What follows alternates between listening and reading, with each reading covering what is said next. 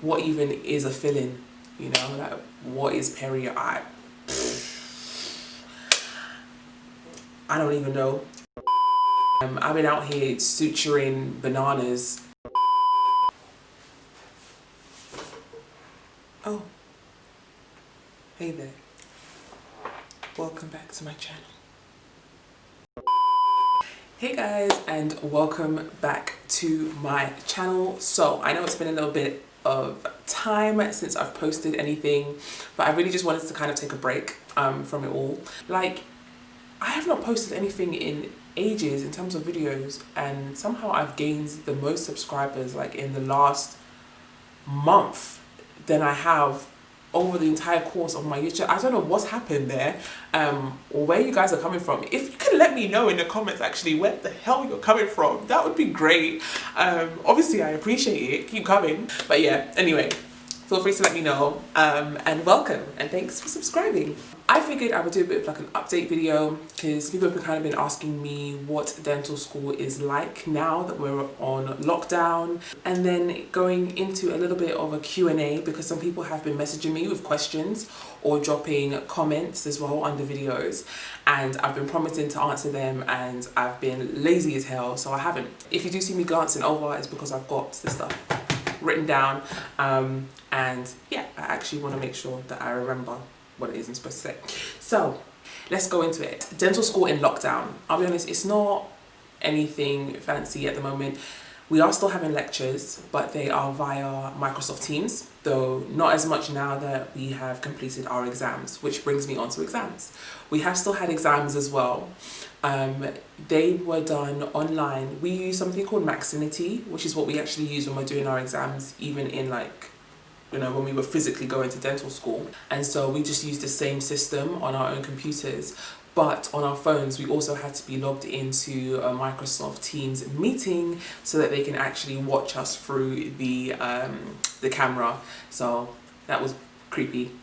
Right, so for anyone who doesn't know, I am in my second to last year, which means next year was when we were supposed to be having things like, you know, our foundation interviews and all this kind of stuff in our applications process.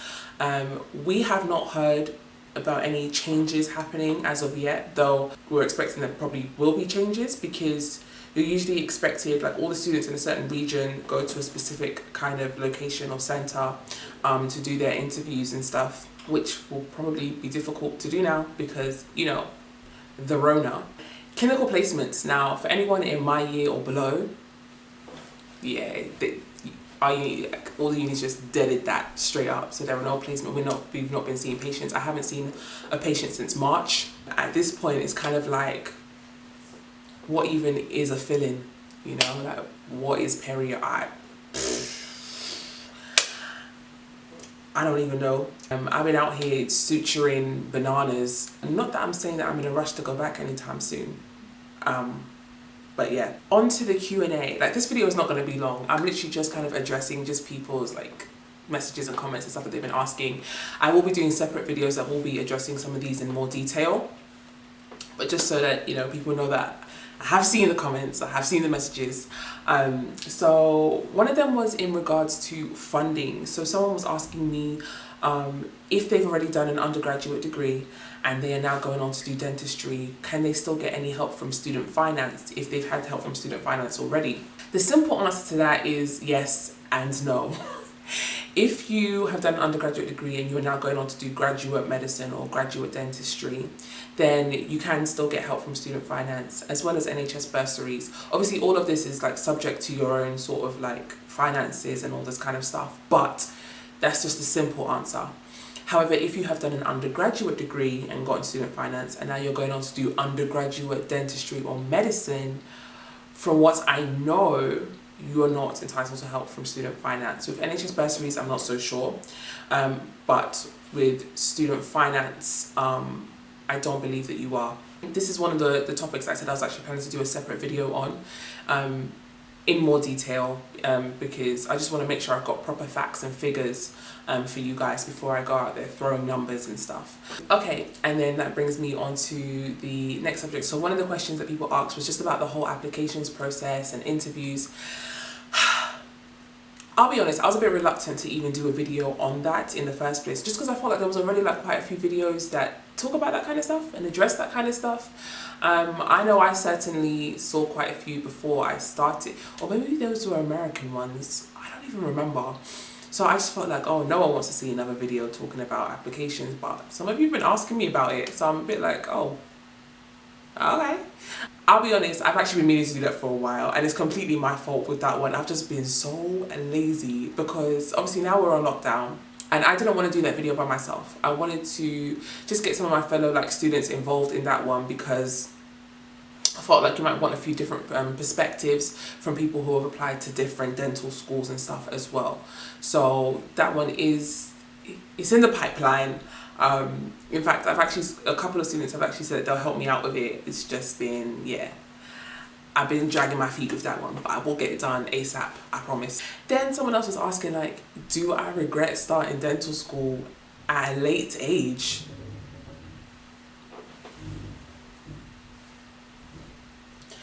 And you know when, those are one of those questions where you know they didn't even mean it in a rude way, yeah? But the moment I read it, it was kind of just like, ooh. And who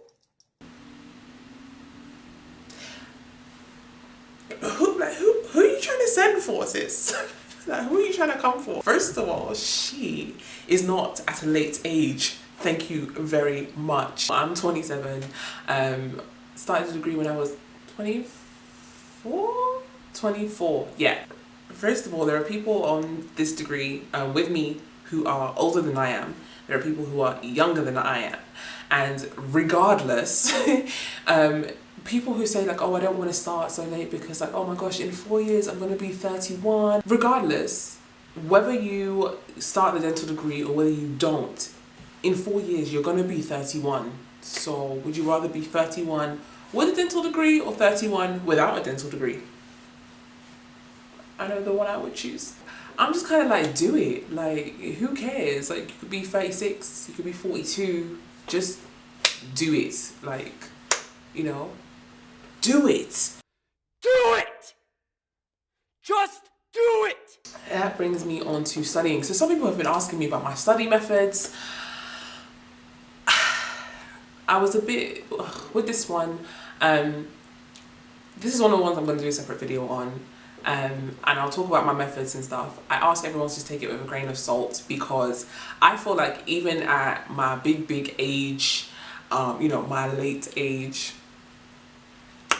I'm still trying to even find what works best for me. However, what I will say is for the past 3 years, I've been cool. Like, my grades have been just fine. My first year, oh gosh, and I never really cared to speak about this too much, but my first year I really struggled, like my first year of dentistry.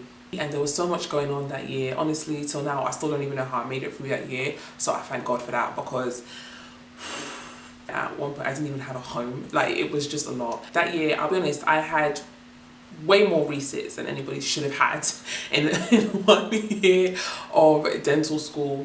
But I made it through and I was a lot more settled by the time I went into the next few years. And so there's been no struggles over here, sis. I've been all good. So I will do a separate video talking about my study methods and stuff if you are interested in watching. I didn't think anybody would be, so that's why I never even approached it. But hey, if people want to know, they want to know. So the other thing was people asking me how and whether they should prepare ahead for starting dental school this September. So first of all, for anyone who's gotten their acceptance and everything like that, congratulations. For anyone who maybe have already gotten their results and they met the requirements and all that and they know they're definitely going, congratulations, especially during this time when I know it was very difficult for many people. So well done for making it through. For anyone who has not met the requirements or not gotten an offer, honestly, I know what that's like. I know how deep that can cut. I've never been rejected in terms of like an application to dental school, but for anyone who doesn't know, I did want to do medicine actually before I wanted to do dentistry. Not because like I was so in love with medicine or anything, it was actually just because it was a family thing. And so I felt like, oh, okay, I'm gonna do medicine. However, it's not something that I really wanted to do. I actually much prefer dentistry. But when I did want to do medicine and I did apply and stuff, the rejections, they stung. So I do get it. So if you are at that point right now, like I said, just don't let it like drag you down and stuff. There are people who are in dental school with me who applied the year before, or who had applied years before and stuff, and they just didn't get in. So it can still happen. Hang in there. But yeah, for those of you who have gotten your acceptance and who have been messaging me and asking me how to prepare beforehand, I'll be honest, I'm probably not the best person to ask when it comes to that, because I'm such a like, I don't want to say I've got like this bit of like a YOLO mindset, but I kind of do. I'm kind of like, listen, once you start dental school, your life is over. Your spirit is crushed. Your soul is finished. Life is empty. No, I'm joking. But basically, you're going to be so busy. You're going to be studying all the time. You're going to have things to do all the time. Why would you start studying from now when this is probably like the last bit of free time that you've got? However, if you are an eager beaver and you really do want to study beforehand, go ahead. I already have done a video about what my first year experience was like, and if you haven't seen that, feel free to watch it. And that just kind of details all the tests and modules and things that we had to do in our first year. So that should hopefully give you an inclination of what it is that you'll be studying in your first year. Finally, this question was the big one for me, and this was probably the main reason why I even started this channel, especially with everything that's been going on recently, you know, with the whole like Black Lives Matter movement. And what I will say is this, people have been asking me about diversity in UCLan, diversity just in Lancashire itself, what the whole thing is like, what the experience is like. And I was going to do a separate video on this, but I don't think I will, because if I get started on this topic, I will not stop. So what I will say is this, that was one of the things I struggled with. When I say like I struggled in my first year, that was one of the things I struggled with. UCLan as a university is diverse. There are students from everywhere. UCLan dental school, not so much. And then the UCLan Accrington deck, which is what I'm a part of,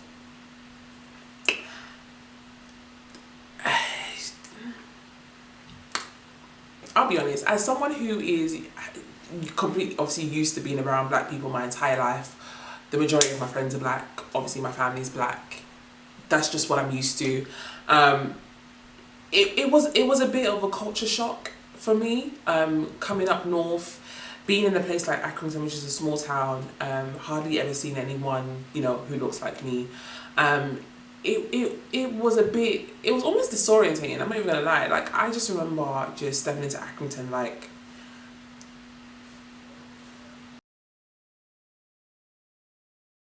and so even now, because I'm actually like living in Accrington now, can you believe it? I'm living in Accrington, oh gosh. Anyway, so now whenever like I do spot a black person or they spot me, we're literally just like staring at each other, or there's like just a little like nod of recognition as well, because it's just like, I see you. But yeah, no, in terms of like my dental school and stuff, I don't really know when it comes to the other decks how diverse and stuff they are. I don't expect very much. What I will say is, in my year, there was me and one other female who are, you know, two black girls, which from what I can see when I look at the other years and stuff, that's actually quite rare. I think from some of the years I've seen coming in that are below my year, you've seen like one or two and stuff coming in and stuff, which is quite nice to see, because like the years who are like above my year, yeah, weren't really seeing much. I think the main question I've been getting is like, are there any like black clubs and stuff? Listen, you will struggle if what you're trying to, if you're trying to find like Afrobeats clubs and all that kind of stuff. Just forget it, sis. I was living in Manchester for my first year, which maybe helped a little bit because obviously Manchester is a bit more diverse. But yeah, Preston, Accrington, all these kind of areas, just forget it, sis.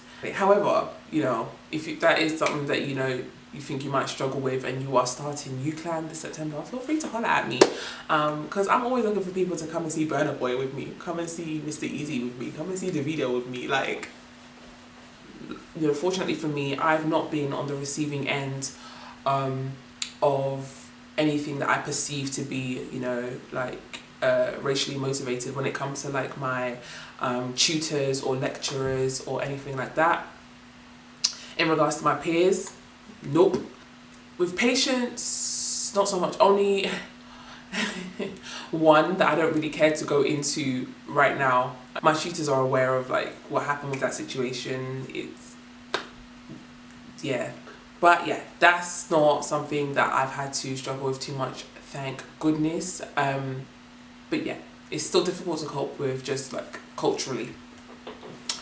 But I think that was it. If you do have other like questions and stuff you do want me to answer, feel free to, if you follow me on my, but actually if you don't, like, can you please go and follow me on my Instagram, please? Like, you can follow me on either one of my Instagrams, but I prefer you follow me on like my dental one. If you're following me for dentistry, then that's probably the one that you should follow. I'll be honest, I'm not even gonna lie to you, I barely ever post, but that's actually about to change. Like, I'm planning to actually post more. I always say I'm planning to, but I am actually planning to post more.